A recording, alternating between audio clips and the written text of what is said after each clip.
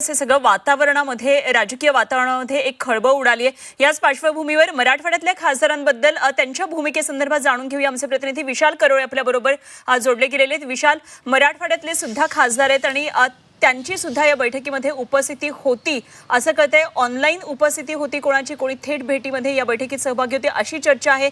काय या संदर्भातली आणखी माहिती? अनुपमा, अरविंद सावंत संतापले आणि त्यांनी या सगळ्या बातमीला विरोध केला असं काहीच नाही असं सांगताय। तर दुसरीकडे मराठवाड्यातले खासदार मात्र या सगळ्या विषयावर शांत असल्याचं चित्र आपल्याला पाहायला मिळतंय।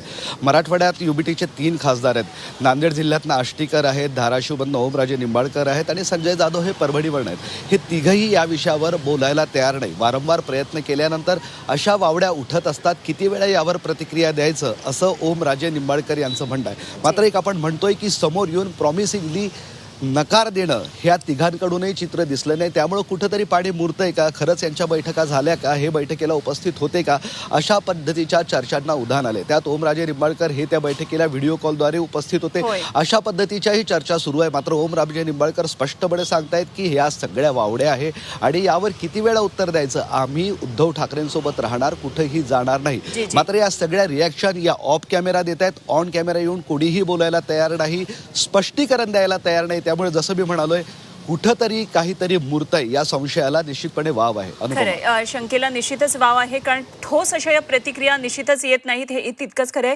धन्यवाद विशाल दिलेल्या माहितीसाठी।